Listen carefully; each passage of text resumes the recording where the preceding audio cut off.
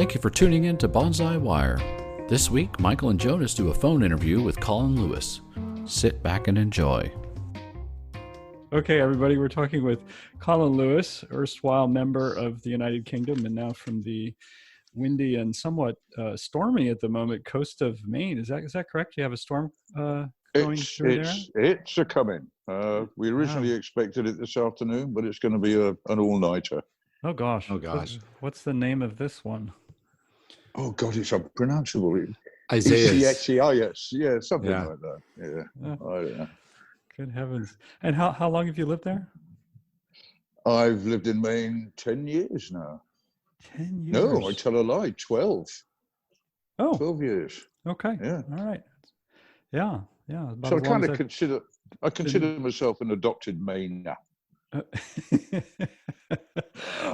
What we want to primarily ask questions about bonsai, but just for a little bit of background, what did make you want to live with a bunch of Yankees? What was the trigger there?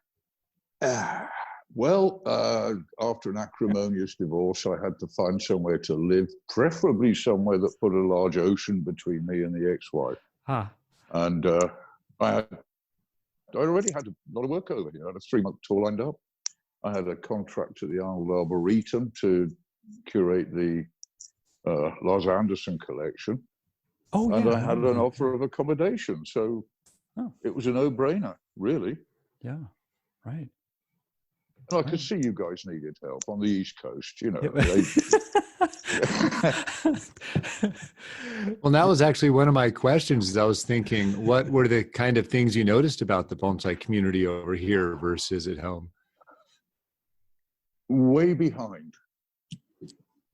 Decades behind. It was a real shock. Because in the UK, at least, I mean, in Europe, up until the late 90s, every convention had the mandatory American headliner.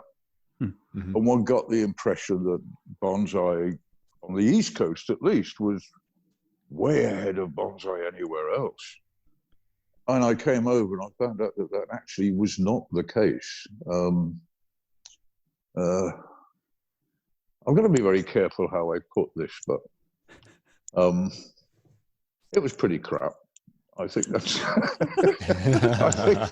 that's probably the kindest thing I can say. Now, there was no.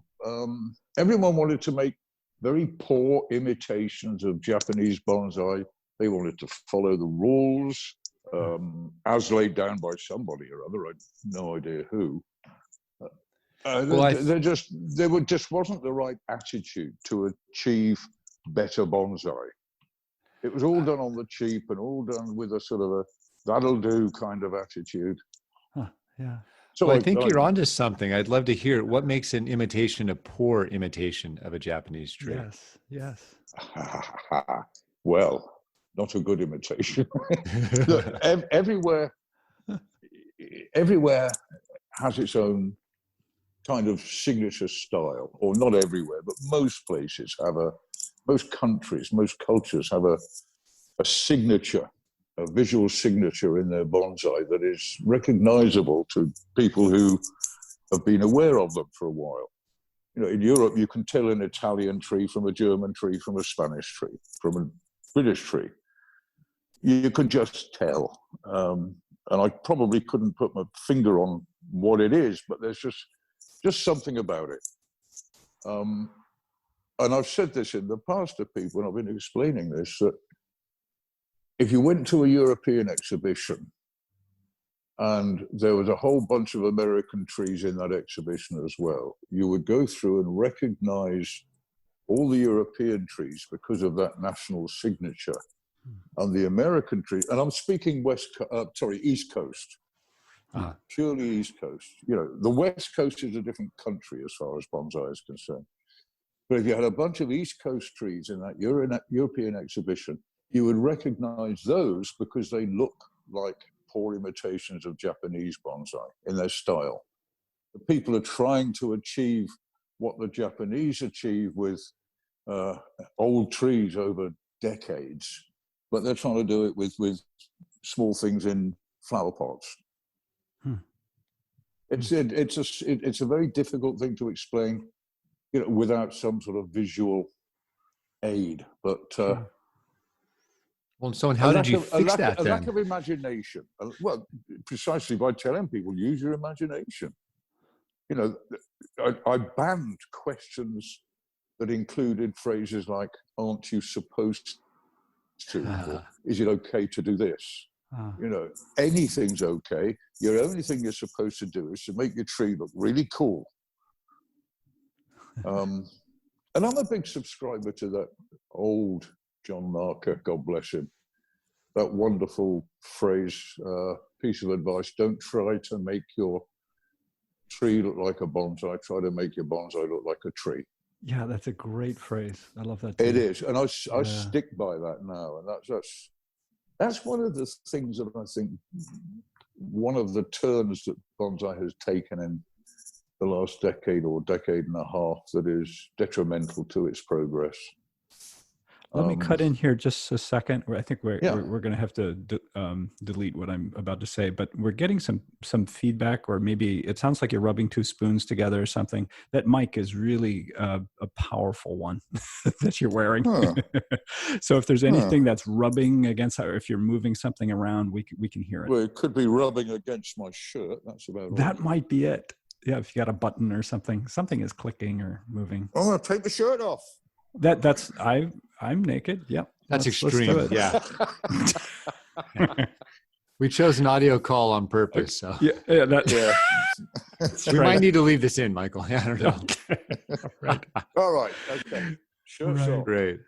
If it still rubs, I'm going to get a sore nipple, but there you go. Where were we?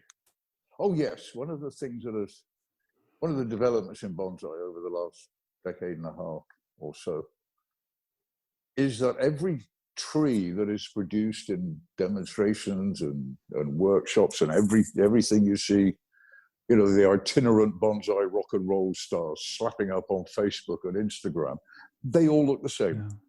Yeah. They're the same shape. And none of them look like trees.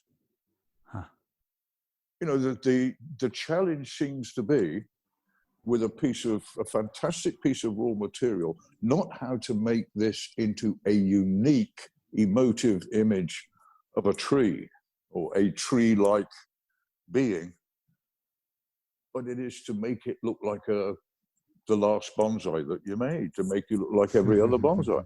And I could draw, I could draw you a picture of the next 3 demonstration trees that are going to be done, and probably go through a sequence of how they're going to achieve that, Yeah. Artist by artist, you could pick it out. Yeah. Do you think this is a problem of like a goal? Is it a lack of a goal, or is it kind of an assumptive goal that everybody kind of takes on, like an assumption that everybody's going to live in suburbia or something of that nature? Oh, it's all more sinister than that. It's just ego. Okay. Yeah, that's all it is. I mean, someone gets up on stage with a piece of material. They're given 3 or 4 hours to turn it into what appears to be a work of art. Yeah. Let's say they've got 3 hours. Okay, 45 minutes, deadwood. 45 minutes selecting buds and branches. 90 minutes wiring, there's your job. Always start off with tilting the pot over, so anywhere between 30 and 45 degrees. So that where that trunk forks, you've got a branch and you've got a trunk line.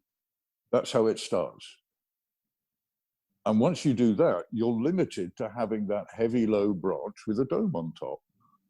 Now give that person a few days to think about other ideas, and they could turn up and produce something really remarkable, really stunning and memorable, something unique.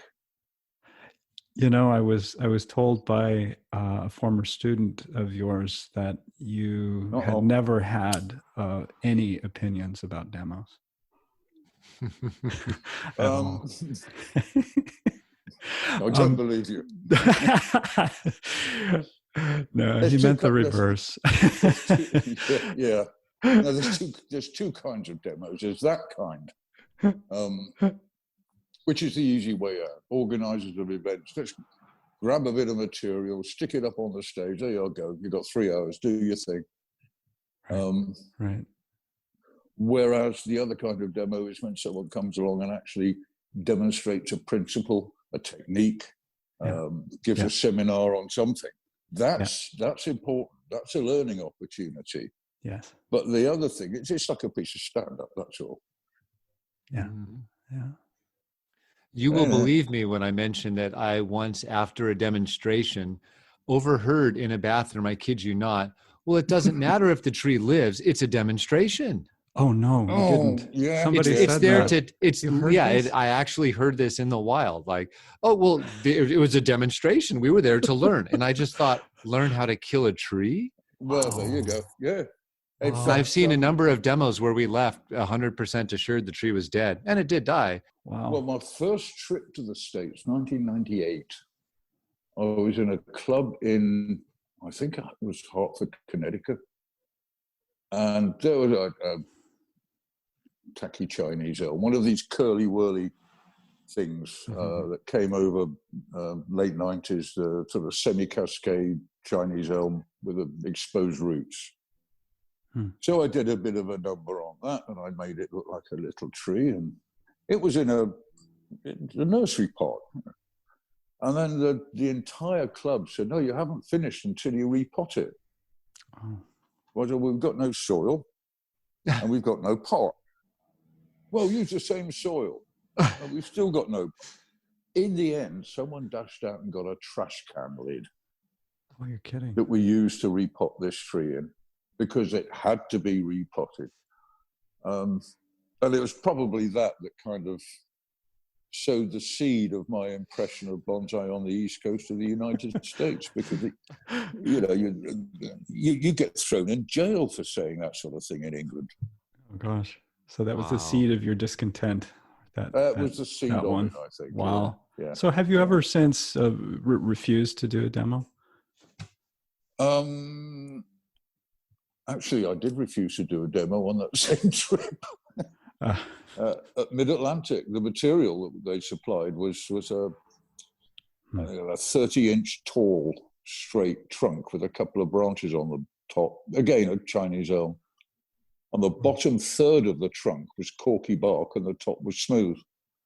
So I cut through the trunk at the top of the 10-inch piece with mature bark, and spent the rest of the 2 hours with a flip chart explaining how you develop deciduous bonsai from a straight trunk that's been chopped across the top. So I mean, I didn't demonstrate on the tree, but so I kind of refused to do that, but I filled the time. Yeah. It's changed a lot, though. It's changed a lot, although not fast enough. Yeah, yeah. So what's your impression now? I mean, in terms of, you said, decades behind when you first came to the States. What are your impressions right now? Well, the East Coast and the West Coast are two entirely separate countries as far as bonsai is concerned. I mean, over on the West Coast, it's like Europe. The density, the level of activity, the events, the number of people, the enthusiasm level, it's as good as Europe. Europe as a whole. Whereas on the East Coast, it's still not up to that level. It's very, very hard to pinpoint why. Climate could be a reason. It's a slower growing. Yeah. Mm-hmm. We do get much more severe winters than you get on the West Coast. That really adds. Yeah, I can easily do even this far north here in Portland, Oregon. I can add a year every 2 years, given the length of the growing season. Yeah. It's more like the UK over there on the West Coast. It's very similar. The only place I have ever seen good, healthy English elms growing was in the United States. Is in that strip of sort of parkland, that green strip outside the Museum of Art. If you come out of the Museum of Art and turn right and go up to where they have that sort of farmer's market, yes, there's a stand of 3 or 4 English elms in there that are strong and healthy and doing what they should do. And it was just unbelievable to see them there. It's the climate, I'm sure. It's the only place, one of the only places where they can grow freely. Yeah, most things do really well. We can do just about everything but citrus, and our main problems are fungus up here. We can most things are healthy, but then you can sometimes grow a yard of growth that you can't do elsewhere. But then half of it you lose from a fungus. Or that's the woods. I think I've got a similar problem here. Yeah, I live in the woods, and everything that you look around the woods, there's a lot of dead trees. And anything that's killing those things is trying to kill mine as well. Yeah, that's right. Yeah, exactly. I lost, this will break your heart, Mike. I lost 400 chochubai. Oh, good heavens. Yep. Oh, wow. Some of them were 12-year-old, all cuttings from a mother plant. The mother plant it looked like a hedgehog. It had so many trunks. It was wonderful. Big tangled knot of roots at the base. And it was a hedgehog. And some fungus that even 3 attempts, the local extension wasn't able to identify. Something took the lot, and something with very similar symptoms killed all my Japanese maples. Really? Yes, some wonderful Japanese maples. And then it proceeded to kill an ancient hedge maple and an even older native red maple. So maples are out of the question as far as I'm concerned now. Wow. Wow, that's bleak. Yeah, that is. What are you going to do? You get immune to it, to the losses. Yeah, that part, that's true. I brought a whole bunch of trees over from England. 2 of them survived. I must have brought a dozen over. All the best ones. All the best ones. One by one, just watch them deteriorate. It's the climate. Yep. So different. Change in location is so difficult. Yeah, I moved from New York to Arizona. Lost, a lot of trees doing that. And then moving from Arizona to Portland, same problem. Pretty drastic. Very, very drastic.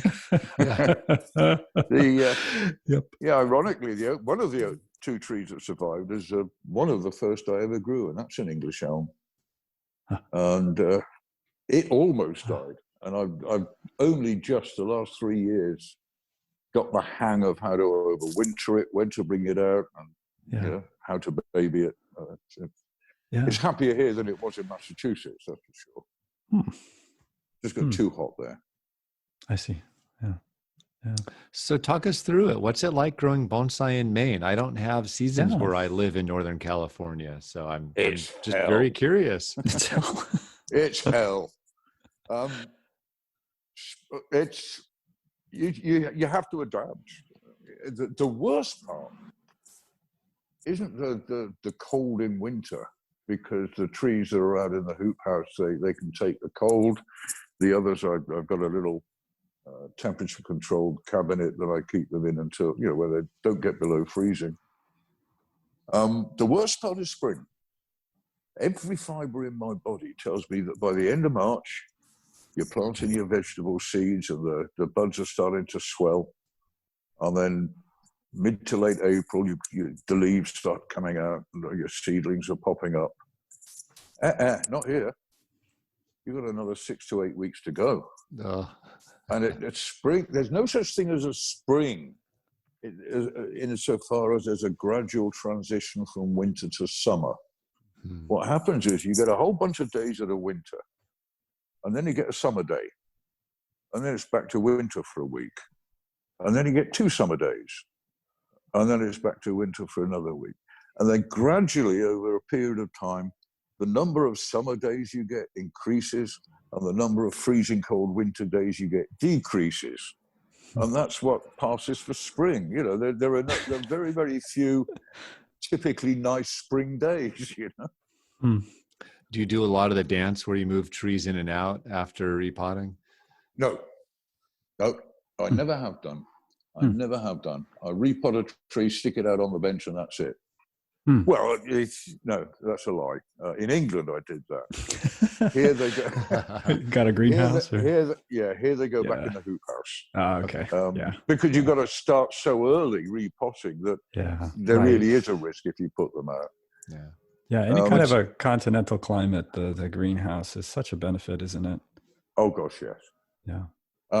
In fact, back in England, I've actually put deciduous trees out on the bench after repotting. And I remember on one occasion, I put them in a cat litter tray, easier to carry.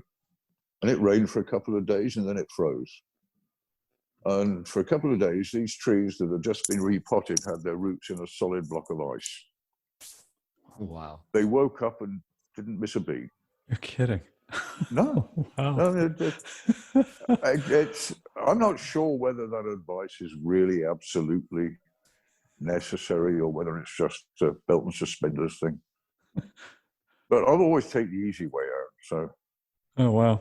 Well, and once now, my trees go out in the spring, they stay out. And they go out earlier than most people's. I like them to wake up outside, not inside. Yeah. I was going to ask if you have a hardening off process that you follow. Yeah. Well, it's the natural one. You know, if your trees leaf out, maples, elms start leafing out in a greenhouse, you got a problem when you put them out in this part of the country. Yep. You know, in any part of the country, you've got to harden them off. I put them out before the buds open every time. So those buds don't open until the weather is ready, is telling the trees that it's time for them to open. And just let them come out with nature. And I think that's by far the best way. It's easiest. Yeah. Do you get a lot of hail where you are? Not a lot. Oh, okay. No. We do get a lot of snow. A heck of a lot of snow, sometimes. And this time of year, we get a lot of rain. Mm-hmm. But hail is it's not, I don't think it's hot enough for hail or for a lot of it. I mean, we do get it sometimes, but not the sort of hail that you get down in Texas. No. Yeah. Interior of the country is pretty rough. Yeah. Yeah. For sure. Yeah. But it is a challenge. It is a challenge. And this last month, we've had 2/3 of the time it's been up in the high 90s, mid to high 90s, which is in itself a challenge. And I think this is what a lot of trees in containers find difficult is the extremes of hot and cold that they have to go through every year. Yeah. Do you work with natives? Have you had different experiences with natives versus like the English elm or Japanese species? I do. There are very, very few native broad-leaved trees that are suitable. The native red maple, rubrum, it's a beautiful tree. The leaves are large, so you need to have a fairly large bonsai. The leaves are not going to reduce to the same extent as a trident maple, for example. But conifers, red spruce, That's a nice tree. native juniper in this part of the world isn't particularly clever. The native larch is pretty good. Native larch is good. Yeah. A little bit more straggly than Japanese or European larch, but it's a larch and it does what larches do. So, it's predictable, it's cooperative, and it's abundant too. Yeah, hardy. Yeah. Oh, yeah. Very, very, very. Yeah. Do you ever leave those out throughout the year? I know, well, in Japan at least, you could often find, large forests of Azo spruce just left out on the slab. They don't even protect them. Even where I was studying, which was incredibly cold. Do you do that with larch? You could do. And there's some of the things I've got in pots now that are have been in the ground for a year or two, and obviously they stay outside. Mm-hmm. But the ground freezes solid down to 2 feet. But once they're in a pot, I tend to put them away. Yeah. And one of the reasons is because I can get into the cold frame and look at them. Hmm. When they're under 3 feet of snow, you forget about them until the snow goes. Right. And I did leave a whole bunch of material out one year. And I put all these, the windbreaks around them and so on. They're on a wooden deck in the nursery area. Yeah. And I thought, they're going to be fine. Larch, spruce, everything native to Maine. But the snow fell on them, and the snow melted, and then it refroze, and the ice sunk, and it ripped all the branches off them. Yes. Yeah. Yeah. So that can be a mess. We won't do that again. No. It turned a few formal uprights into bunjin. That's what it's. Oh yeah. Yeah. Melting snow is terrible. That's as bad as a hailstorm. Yeah. Yeah.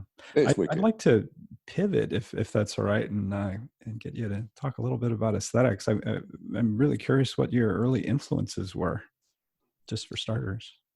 Well, Peter Adams. Oh yeah, sure. Yeah.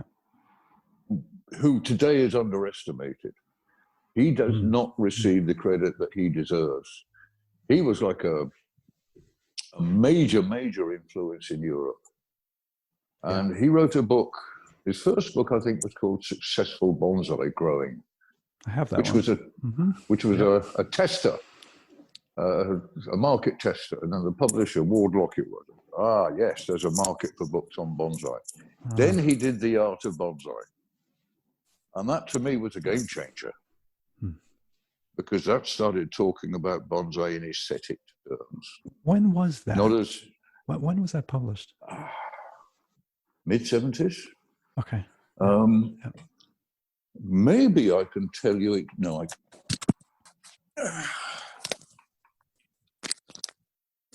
Looking through the library. Do we have me back? I got up to walk across the room to find a book and pulled the thing out of my phone. Yep, you're back. Yeah, okay.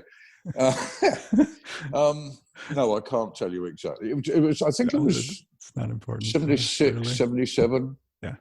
In fact, one of the trees that are featured in that book, it's a shimpaku. And it's in the section where he had photographs of trees that he'd got in from Japan, little black and white photographs, and then a diagram of the aesthetic proportions and how the tree could develop and so on. Yeah. And I've got that tree here now. Oh, wow. Oh my gosh. Yeah. And it's a tree with a long story, it's been halfway around the world anyway. And remarkably, it's been through several different designs. Somewhere I got some photographs of how it looked between Peter Adams and me when it was totally different. Yeah. And it's been through several different designs since I've had it. And ironically, it now looks more like Peter Adams' original concept than it ever has. Uh-huh. So it's... oh, man. So you were quite a kind of a student. Were you ever... did you ever study with him? Were you a protege of his? I lived close by to him. I went down there fairly often to see him. I did a sort of a paid workshop once. And he dumped a little juniper in front of everybody. There were half a dozen of us. Huh. And then he said to me, "You've done this before, haven't you?" I said, "Yeah." And from that point on, I just sort of go down and help out and hang and stuff. But sometimes when you turned up, you got the impression that you were definitely not welcome. And other times it was totally the opposite. And then there was Dan Barton, who was a big influence as well. His sense of design, his sense of precision. He got a very kind of precise, elegant kind of approach to his trees. So he was very encouraging as well. there was a point. I mean, I cut my teeth on deciduous trees, on English elm, in fact, and I'd never touched a pine. And I was talking to Dan once. I said, "Dad, you don't have any pines?" I said, "Yeah, no, I don't know about pines. I don't understand pines." And he sat me down and gave me the basics, and he said, "It's that easy." I said, "Fine, I'll do it then." So, yeah, those days were different. You see, in those days,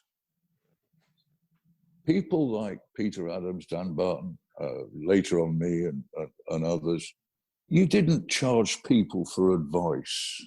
You shared the knowledge. Because it wasn't so long ago when you were scratching around for knowledge. The idea of going to study and train in Japan was like, you're kidding. They just wouldn't let you. We're going back now into the 80s, early 80s, mid 80s. No, before then. And it was, everyone was happy to share the knowledge. But that seems to have changed at some point. I mean, we've all got to make a living. But, and now the knowledge is shared by those without it on internet forums and so on, which is my real pet hate. I heard that from another student. You never comment about that at all. No. Internet bonsai forums, no. How many did you start? I never started it. I used to be a member of IBC. Yeah. In the 90s, when it was people by the good old chaps like Rainer Goebbels and Ernie Quo and so on. Oh yeah, Ernie. And I would sit in my office at 1:30 in the morning, talking to these guys who just had their dinner, Oh my gosh. And it was not only was it a social occasion, but these guys have been growing bonsai since God was an apprentice. They knew what they were talking about. Yeah. But that changed, and Facebook did, kind of made it even worse. There was who was it now? Andy Rutledge. Does that name ring a bell? Oh yeah, definitely knew Andy. He was an early pioneer of internet bonsai stuff. That's right. Yes. And he said once that in order to be an expert on any subject on the internet, you don't have to know about that subject. You just need to be able to write as if you do. Yeah. And I think he was absolutely right. He was absolutely right. Yeah. Yep. And speaking of writing,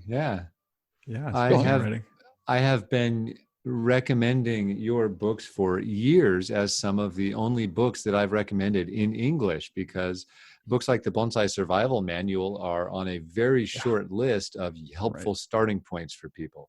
Yes. Well, yeah, that was is that still available? It's been out of print, but I keep telling people to look for it. And so there are copies here and there out there. Oh, I've got a spare. I'll tell you what is it's a real kind of, well, it's kind of an accolade, and it's also frustrating, is that when you see books that you've written that used to be sold for $19.95 and they're going for $80 on eBay, and I mean, in one sense, that's like, oh, cool, and the other is, now, why didn't I keep hold of more copies? Well, ladies and gentlemen, Colin has one book, so scramble. And it's going for at least $81. He's got an extra. There you go. Yes. Bids go up in $100 increments. Well, so Michael had asked you about aesthetics, and I don't know if Michael knows about this, but I think you're in a good position to talk about bonsai obesity.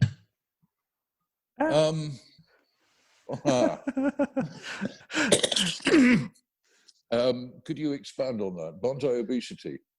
Yeah, I found an article that theoretically you wrote about that exact topic. I do remember that now. it's all about trunks being disproportionately fat, I think. Exactly. Which is a that fad. you were lamenting the lack of elegance. And I Yes. think a lot of people feel the exact same way about that. It actually harks back to what I was saying earlier about the every demonstration tree looking the same. You get these wonderful heavy trunks with beautiful deadwood patterns and crooked, interesting branches. And then all that interest is covered up by a heavy mass of foliage. When I look at a tree, I see branches. Trees have branches. And even if you were a painter and you were going to paint an oak tree in the middle of a field and you couldn't actually see the branches, you would paint branches because they should be there. And it's what tells you it's a tree. It's the artistic license. You'll hint at some branches in there just to show that this thing isn't just a solid mass. It's got depth and structure and so on. And the same should apply to me in bonsai. Otherwise it's clever, and there's a lot of ingenuity. Do you think that having sort of that mop of foliage where if you don't see a branch, does it feel like the tree is younger? If you see some branches, does it sometimes feel a little older? It is, yes, definitely. If you could see that the branch lines and so on, yes, it does look older. In fact, now almost everything I do now is if not bunjin, it's got a lot of bunjin in it. I studied as a typographic designer. I was going to ask you about your background.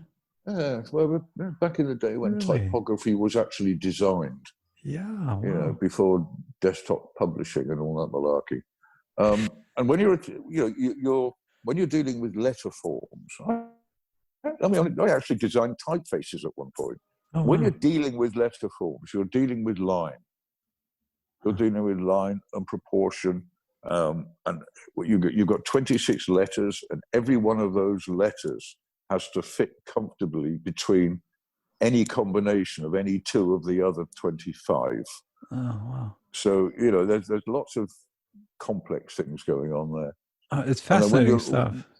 My apprentice's wife does some of this, and she created a font for the cover of Bonsai Heresy. It was incredible to watch. It was amazing. Right. Totally amazing. Yeah. All right. And so, I used to do a lot of hand lettering as well, when there isn't a font for book covers and so on.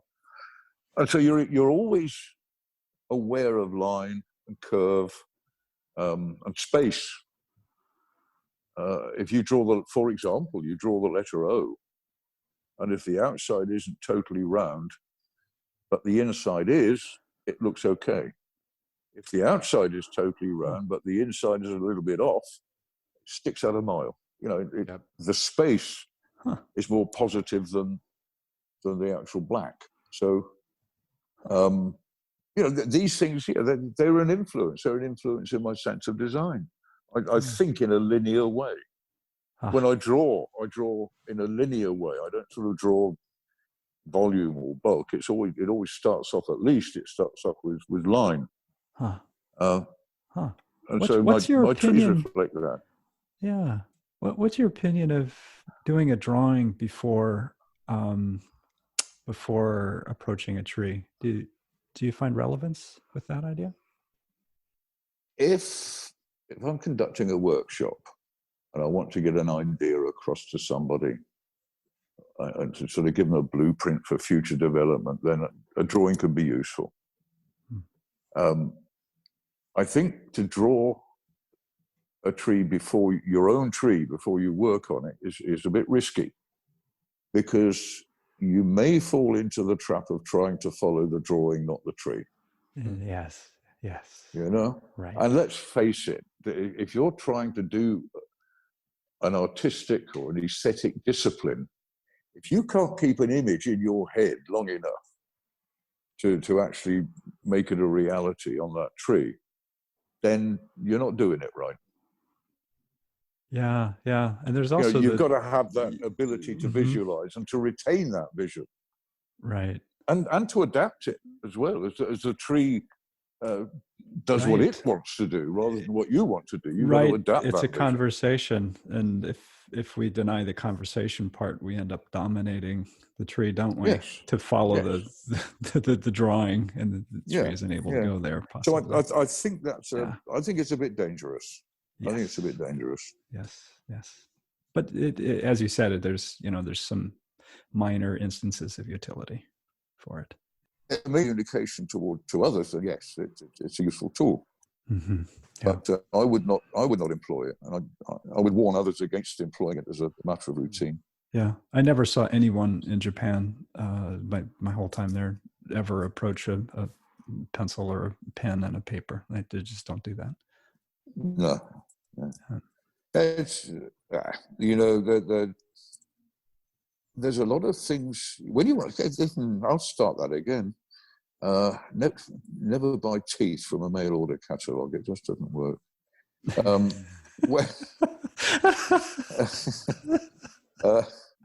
What were we talking about? We were talking about drawing, but that's right. We got onto teeth. I like it. Yeah. Well, I like what you're saying about how you approach the line-based approach and thinking about it. And I wondered, have you ever come up with any helpful exercises or approaches to teaching elegance or helping people find how do they find the lines that appeal to them? Or have you thought about that idea within a teaching setting? Well, whether it's a sort of group workshop, one-to-one or whatever, I try to emphasize the fact that you design a tree in the way it grows. You start at the bottom. It starts at ground level and grows up. So you start at ground level. And the one thing that you've got to do first is find the front or the back, whichever. And that starts at ground level. From that point on, you're dealing with line. You've got a sort of trunk line.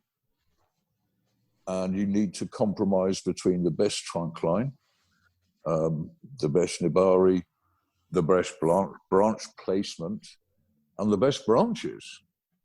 And all of that is to do with line, the branches, the trunk line, and so on, living veins. It's all to do with line. And the foliage is held on the ends of the branches. And so the foliage is really just the end of the lines. And the lesson, one of the things I've always tried to persuade people to do is start off with deciduous trees. Because that way, when you shape your tree, you are thinking only of line. I like it. You've got bare branches. You're only thinking of line. And if you spend the first 5 years of your bonsai career just working on deciduous trees and leaving your conifers to one side to get heavy and dense and ready to work, what you learn is that if a tree looks right with no leaves, if those lines of the branches look absolutely beautiful with no leaves, the tree is going to look absolutely beautiful when it's got leaves. Yeah. Mm-hmm. And so, so creating a skeleton. If you can translate your deciduous awareness of the essential beauty of line, and you translate that into conifers, you stop thinking about the periphery, the overall silhouette of the tree and so on, and you start thinking about the lines of the branches and getting those correct. You're then left with a much more elegant tree. Yep. Because you're so proud and enamored with these wonderful branch lines that you tend to expose them a little bit more. And that leads to elegance. Which is, as you said, the exact opposite of a conifer, which begins with obfuscation, as the foliage is always in the act of covering some part of the tree. Right. Yeah, yeah. Right. Right. And then there's Whereas in my trees, the foliage is covering less of the tree than in most people's. Yeah, I think. And did you find there's definitely kind of a learning balance there, right? Of how much you can leave to keep the tree happy and what you're doing aesthetically. There is. I've learned to my displeasure that you cannot push trees as hard in this part of the world as you can back in the old country. I'm ashamed to say I've killed a number of native white spruce through impatience, not giving them 2 or 3 years to recover between operations. You know, like hemlock. If you wire and repot a hemlock, and at the same time you killed it. And white spruce are kind of like that. And you know what? Getting older, you get more impatient. You want your results quicker because you're not sure. You know, 15 years? No, I don't think so. You know, now I don't care. But until a year or so ago, I felt an immense pressure to push things quicker, to get results quicker. Probably because there's a sort of an egotistic competition as well, you know. I didn't show at the National last time because I had nothing that I was pleased enough with to offer. And I think, you know, it's almost as if sometimes it's like, you know, people will throw all their effort and all their money at one particular tree so they can show it at the National. And that's another thing that's changed, you know. Back in the old day, as you guys will be saying one of these days, back in the old days, when you went to a bonsai exhibition, in Europe at least, you know, whether it's local, national, international, what you look at, you're looking at examples of what the exhibitors can do, what they've done. When you go to an exhibition now, and it's the same over there as here, you're seeing examples of what the exhibitors can afford and who they can afford, not what they can do. And I lament that change. It's inevitable, but I lament it, and I think it's causing a rift. No, that's not the right word. It's causing a bit of a cleavage, which is also not the right word, but it's a much nicer one, between those who can afford to buy an Austin Heitzman stand, who can afford to buy a fantastic piece of material from Todd or from Randy Knight, and who can pay someone like yourselves to come along and work the tree for them. And people who just, who may be way more talented, may be capable of producing fantastic masterpiece bonsai, but they never get the exposure, they never get the chance, because they're cut out by the more lucrative side of bonsai. It's a shame. And I think it's, as I say, it's inevitable, but it's a shame. And since I retired now, if someone wants to come to me to learn bonsai, all they got to do is come. That's it. You know, they don't have to pay. They're going to have to help me weed the garden, move a few heavy bits of stuff, and, you know, depending on the time of year, there might be weeding the vegetable garden or blowing leaves or something. But I've gone right back to the way it was 35 years ago, when you share the knowledge. You know, you come to me, I'll teach you bonsai. What do you do for a living that I can learn from you? You know, that's the way I'm doing it now. Well, hats off to you. Wow. That's great. I get plenty. I get lots of help. You know. Yeah. Well, Yeah. and that calls to mind the story I've been wanting to ask you for years, which is I heard that there was an occasion where you asked students to bring their worst tree and their best tree to a class. Yes. Do say a little more about this story. That was I used to run the school from several different venues.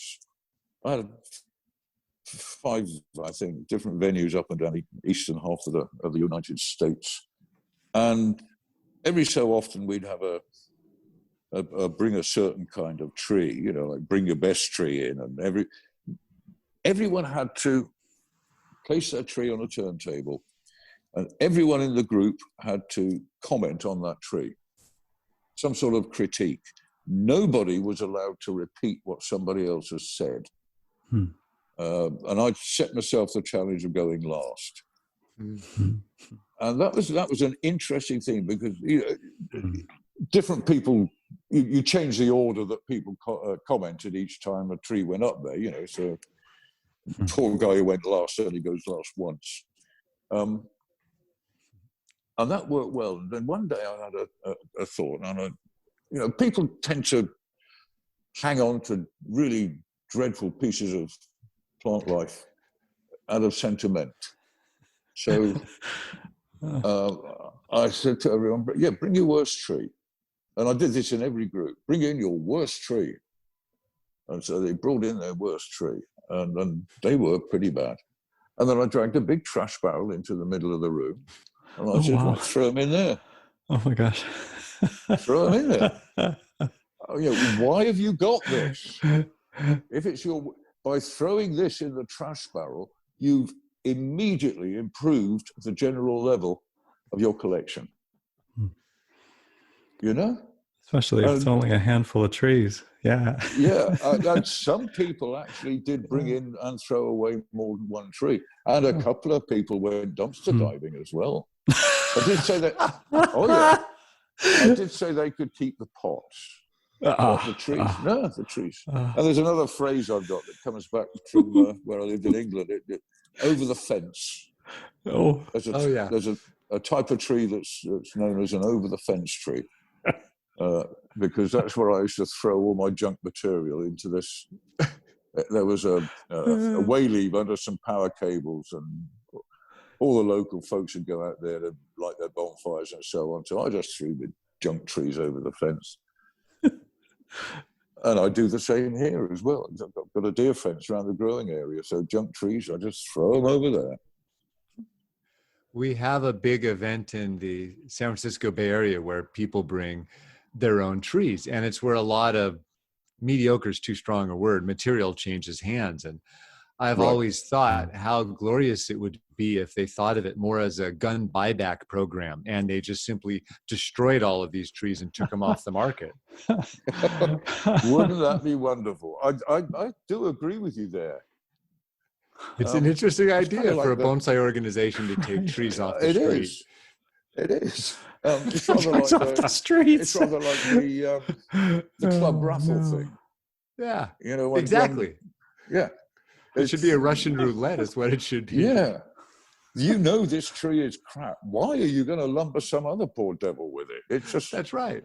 It's wrong. It's and you're going to take it home and you're going to work on it. It'll take you away from other projects. Yeah. Yeah. Better projects. Yeah. That's right.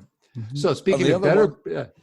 The other one is the concept of workshop trees. Oh, gosh. I've always advised people never go to a material supplied workshop unless you know the material. You know, it does depend who's organizing it. But generally speaking, in clubland, in nursery land, workshop trees are trees that a nursery can't sell any other way. Yep. And these aren't much good. They'll be all right, the workshop trees. And that, to me, is a dreadful thing to say. Yeah. You're getting these well-meaning, enthusiastic people. They're excited to come to a workshop and learn something about bonsai. And you you're set the giving them bar as something low that as you can. Yeah, you're giving something you know is crap. There's never going to make a good bonsai.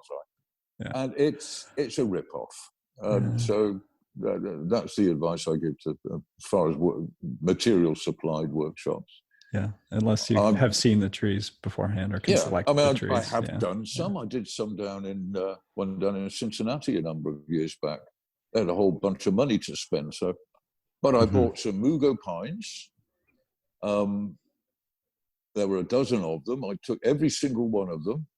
I made notes and used little colored pipe cleaners for every one, worked out what was going to happen, the design and everything, did a quick drawing of how each one would look. And that's the material that I supplied to the workshop. You know, I vetted every single one to make sure that it could and would make a decent tree. Nice. You know, that's a little bit different from, I can't sell this stuff any other way, let's put it in a workshop. And I've got to tell you guys, when I first came over to work, I went up and down. I'm not going to name names, but I went up and down the eastern side of the United States. Everywhere I went, little old ladies would bring in a little plastic tray with some seedlings in it, saying, yeah, I did this in a workshop with so-and-so. Don't know what to do next. And it was heartbreaking. You know, there was no thought to how the seedlings were arranged or planted. They were all the same size, and it's that was just horrible. That's just horrible. Yeah, and that's really one of the big problems that I see anywhere in workshops is that it's kind of a one-off, and then people take it home, and then development stalls out. There's no further direction. It's one of the I think some of that's changing because some of our teachers are saying, okay, I want to come out 3 times a year, and we're going to see the same tree again and again and again. Yeah. And that's of course a different story, but we're all familiar with the workshop model that you just described. Hopefully it's going to improve, but there will always be that kind of level of operation. Yeah. It's not going to go away. Yeah, progress is an erratic process. You know, that level of operation will always stay. The other demographic is going to grow and spread, and bonsai is going to become more established in the amongst those who have got a bit more disposable income.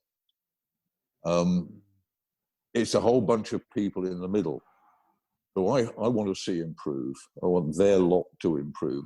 They're the ones who could become talented movers and shakers and so on. There's a lot of potential in the good, dedicated hobbyists in this country. Yeah, they're out there. There's a lot of them. They are.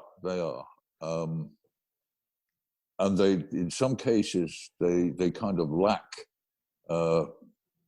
focused instruction, focused coaching.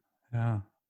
You really seem, in all your comments here today, I've been so impressed. You seem to be kind of swinging for the bonsai middle class. I like this. And I was just wondering if you had if you had any dreams that are part of that, or philosophy, or anything along something that hasn't happened yet in the bonsai community that you could see. I mean, you've already given us a lot. I mean, that. Yeah, it's just. I don't know. You know, sometimes I just despair. Oh no. Probably because progress is slow. Yes. Progress in this country has always been slower than on the other side of the pond. It's. There's a number of reasons, and if you're going to, it's going to get political and all sorts if we start talking about things like that. But progress is slower. The nation is designed to think very carefully before change, and it's resistant to change. And once you have, now I don't want to get political. No, no worries. We can cut any of this out. No worries. No worries at all. Well, once you get to a situation where a whole bunch of people believe that they are the best in the world, they cease trying. Yeah. Yeah. And back in the late 70s and the 80s and early 90s, American bonsai people did think that American bonsai was the best in the world. Wow. I mean, it had all the magazines. It had all the magazines. Oh. And, Yeah, okay. Okay. Right. BCI, and we used to get all, every year there'd be an American star of the European show. Every second year it was Chase Rosade. And,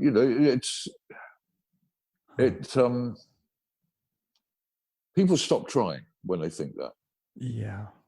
Yeah. Do you think some of that changed for Europe when, let's see, Bonsai Today, wasn't that originally in Spanish and then it was translated into English or something like that? Yeah, it went from Japanese to Spanish and then Spanish to English. That's right. Jorge Penalba, Editorial Tiris,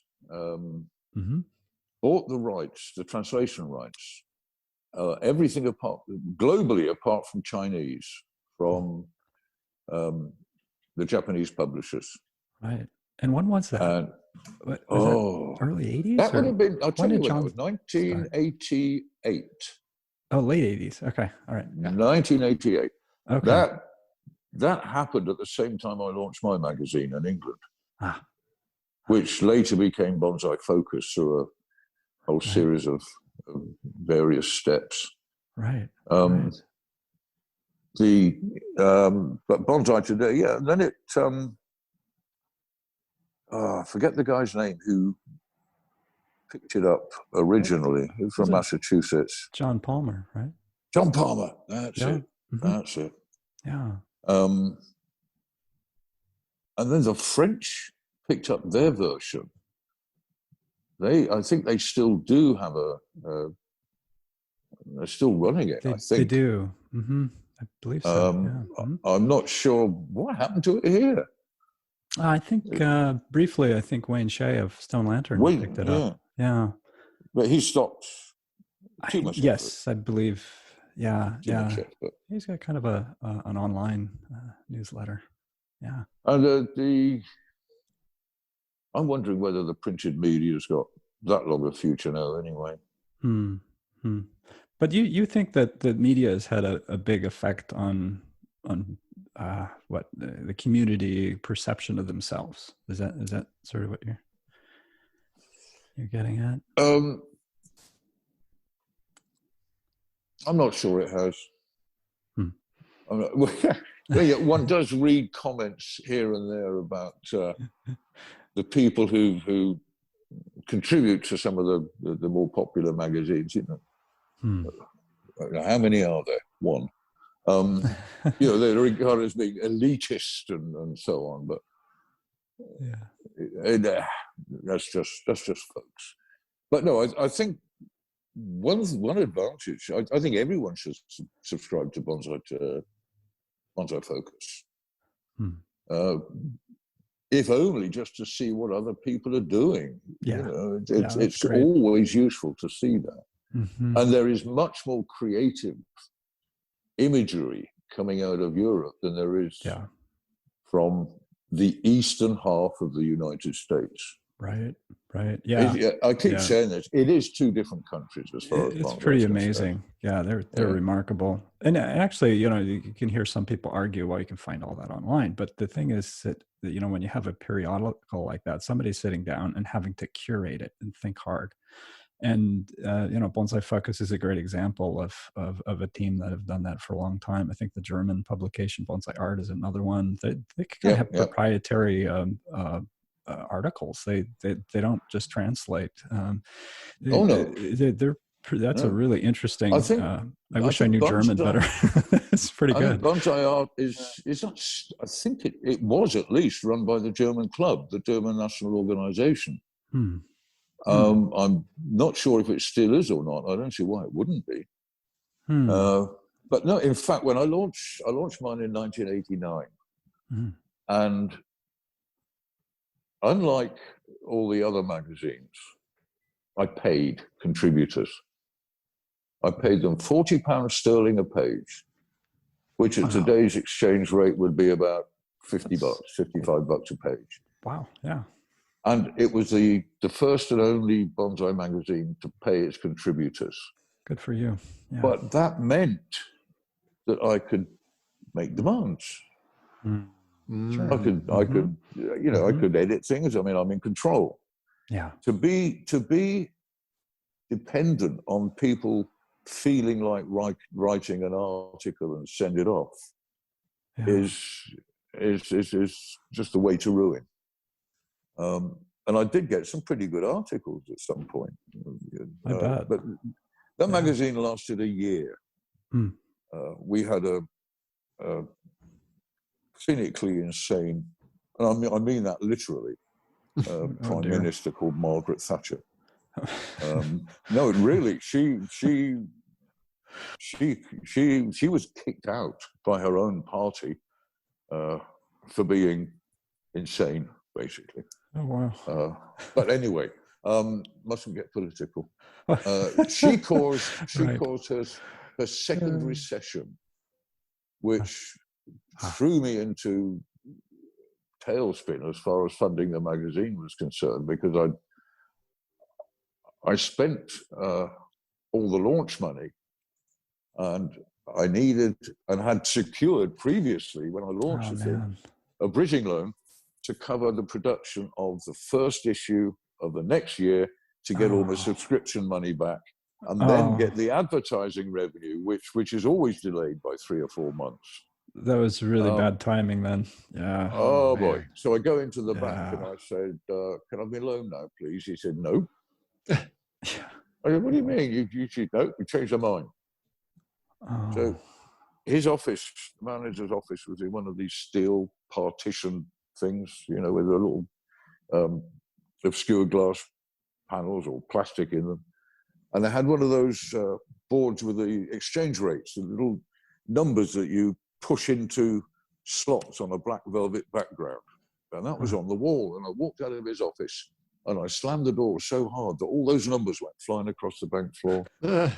And oh gosh. And that threw me into tailspin. So the magazine was picked up by a company that published a butcher's magazine, who started having another title.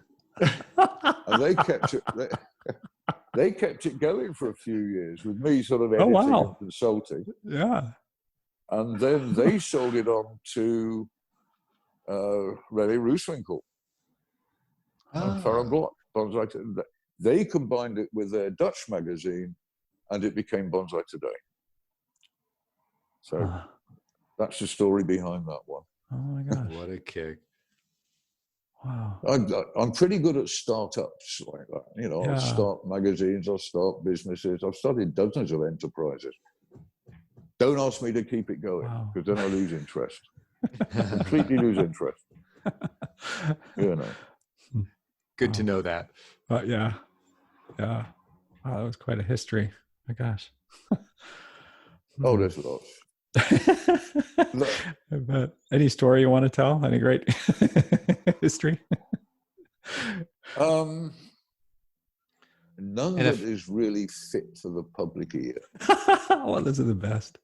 The one story I wanted to know a little more about is that tree you showed, or the display you put together at the 2016 National Exhibition, the Colorado Blue Spruce. Yes. Tell the listeners the story about what that whole composition was and how it came together. Well, that went over either over most people's heads or under the radar or something. But there was a scroll on the wall that said Renaissance, which, as well as being not Renaissance as in the artistic movement, but Renaissance as in the poem by Edna, what's her name, Millet. Yes. It means a rebirth, a reuse, a repurposing. And everything on that display was repurposed, except for the pot. I mean, the tree clearly was repurposed. The stand was made out of some old decayed driftwood.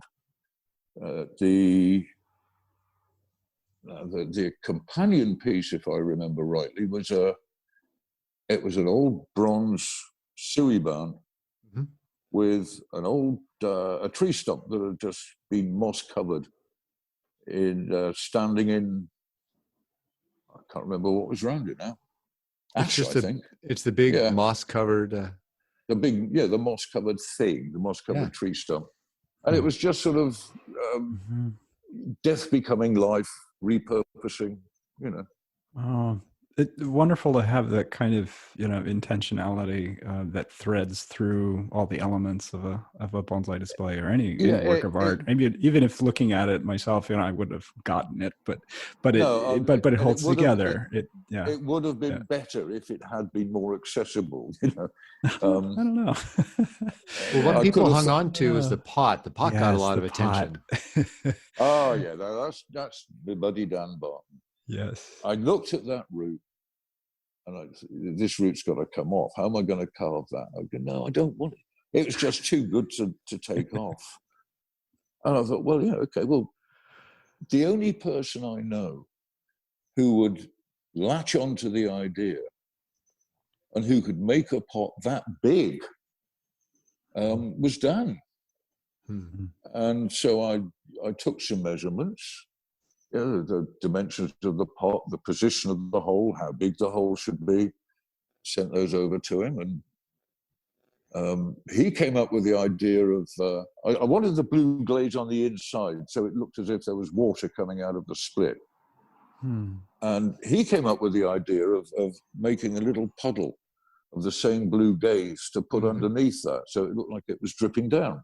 Oh, cool, Dan. So the only person I know who could make a pot like that. But I did get furious with him because I said, look, Dan, when you fill out the customs document, say it's worth $200. He put the full price of $800 on it. Did I get clobbered for duty? Hey.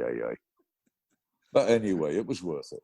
Oh gosh, yeah, there was many people commented on that. Yeah, it was a major piece in that show. The only thing, the only problem with that pot is if the tree dies, what are you going to do with the pot? Tell a good story. Yeah, and that sort of the thing that we chat about a lot. This sort of one with the pot. The tree being part of the pot. That takes it to a whole nother level. Yeah. Moss growing. But you know what? I'm going to let you into a secret. That is one of my least favorite trees. I mean, it's one of my most because of the combination of tree and pot. Put that aside. The tree itself is one of my least favorite. It was so darned easy. You like a and fight. You know what? It is exactly the shape of tree that I was railing against earlier. It's a green dome. And it's in the process now of being thinned out, so there's more space in there and so on. But it was easy. The trunk was what it was. The branch. I used some pretty sort of hairy techniques, cutting wedges out of 200-year-old branches to bend them around and so on. But I knew that would work, so that's not a problem. So you find you get a bit of a charge out of, or do you do you relate better to work that you've had to kind of fight your way toward a solution? Oh gosh, yes. Yeah. Oh yeah, much more rewarding. Much more. And I very frequently change my mind. I've got a Scots pine at the moment that I've spent quite a few seasons grafting on some bits at the top, and it had a fairly dominant low branch as well. And this spring I was just looking at this thing and it's too tall. Too much space between the top and the low branch. So I just cut the top off. And it's going to be a better tree for it. I've had a borer do that before. Yeah. Quite without my permission. Yes. I've been kind of fortunate with those. Oh, good. Good. I did have one flathead borer in a birch a couple of years ago, but I managed to find him and get him out of there before. I fed him to the ants. That was wonderful to watch. Oh, yeah. Oh, I'm vicious. Oh, gosh. No, I mean, they were looking up at me saying, "Oh, thanks, buddy." Yeah. No, we're getting a very different image of you. When we started this, I think we were not recording at this point, but you had trundled off to get a cup of tea, and you sounded very, very civilized when we started this. Now it's more Lord of the Flies. Well, what else are you going to do with it? Yeah, it's a flathead borer. You know, you feed it to the ants or you step on it. What do you know? It's I'm very uncivilized. No, I've been lucky as far as that's concerned. The main issues around here are fungus and bugs. Yeah. I was infested with Japanese beetle, and I managed to get rid of those. I got rid of all the turf grass on the property. Hung traps out for 4 years, but by the end of that 4 years, I was catching like 1 or 2 a season, as opposed to filling up, 3 bags per station. And they love the Chinese elms too, don't they? Or any kind of elm. They just it seems to be like a candy store. They seem to choose a species and then stick with that for the year. I'd had them on larch. Yeah, Wow. they seem to. Really? 1 year they're all over the larch, and the next year they're all over the elm, and next year they're all over the maple. It's what happens is the male emerges first and finds a food plant, and then he sends out his little pheromone signals to attract the females. But the other males also pick up on his pheromone signals, and that's where there's a food plant. So they sort of home in on the same thing. I knew this was going to get exciting. Wow. And I managed to eradicate those. Oh gosh, back in 2012, 2013. And then last year, there was a house built on a neighboring lot, and they installed a massive lawn. And this year, I've been finding those Japanese beetles again. So nothing I can do about that massive lawn. But start trapping again. Right. And they're a devil to catch, The Japanese beetles, they have this amazing ability to burrow really quickly. So you go to pick one off a plant, and you miss it, and it drops, and you see it hit the top of the pot. You see it hit the soil on the pot, and then you go down to look for it, and it's gone. It's gone. The only thing you can do is to be really quick. You grab it and squish it at the same time, and your fingers get covered with this brown slimy stuff. And it's not nice, but you got to do it. You got to do it. Yeah, I had a very different opinion about Japanese or Asian beetles when I saw the damage they could do to trees in Japan, and it just kind of forever cured me of having any desire to work on trees that might have that problem. What do they do about it in Japan? Shogunai, I don't know. Yeah, right. It can't spray be helped. as much as they can. Yeah. Oh gosh. Well, yeah, they lots of spray. They lots of spray. I think that's a short answer. But it's brutal because people that live surrounded by a natural forest, I've been in gardens where just the trees were horribly attacked, and a single Japanese maple would have 5 wounds in fall about the size of my middle finger at the base of the trunk. And you start seeing sawdust on the surface of the soil, and you just don't want to see that because something really bad, like out of a movie bad, is going to appear pretty soon. Yep. Yeah, no good.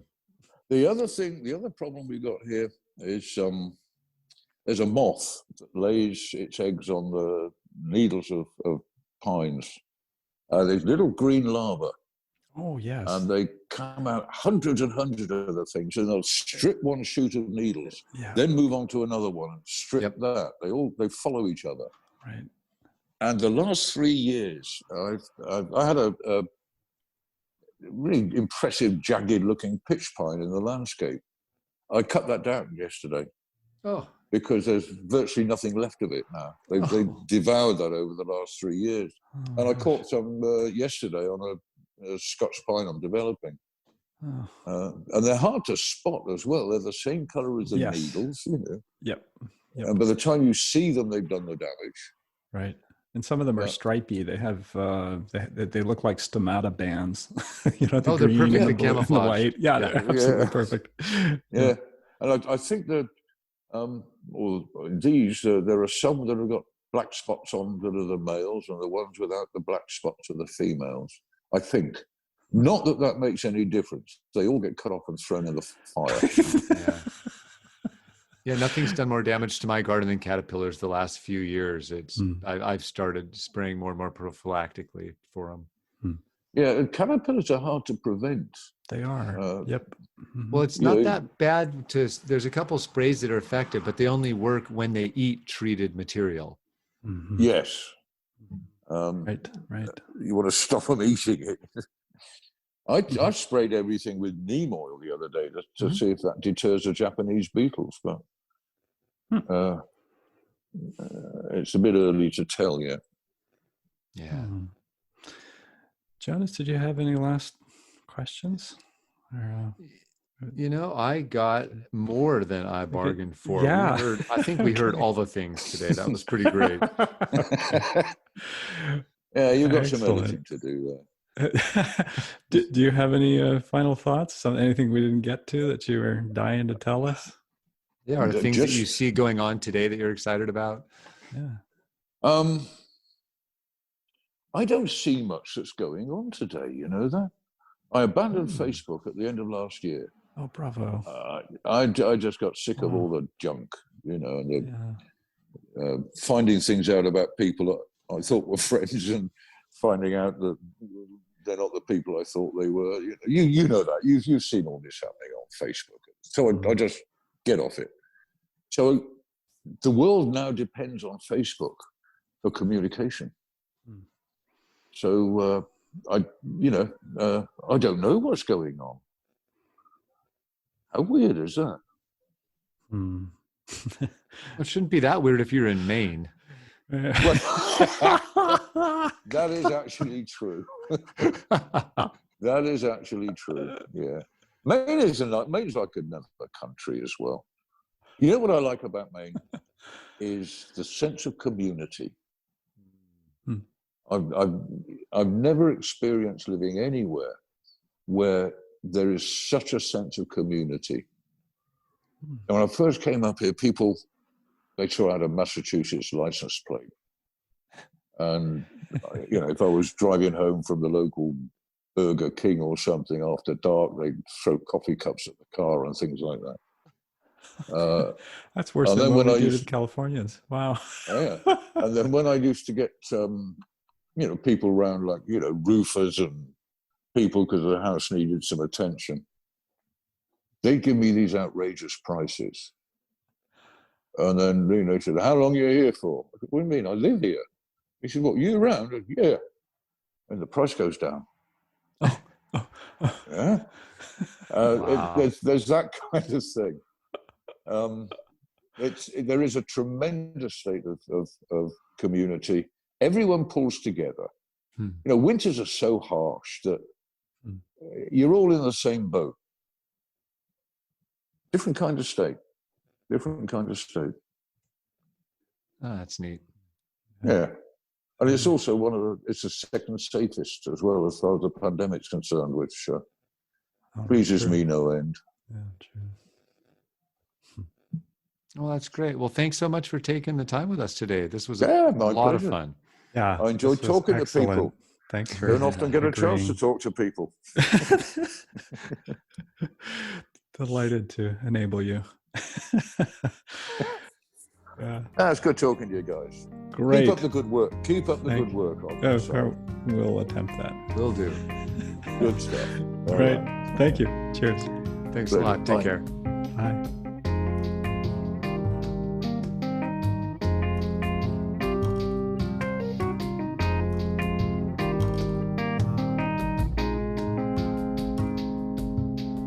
The music on today's podcast is brought to you by the fine folks at Blue Dot Sessions. Check them out at www.sessions.blue.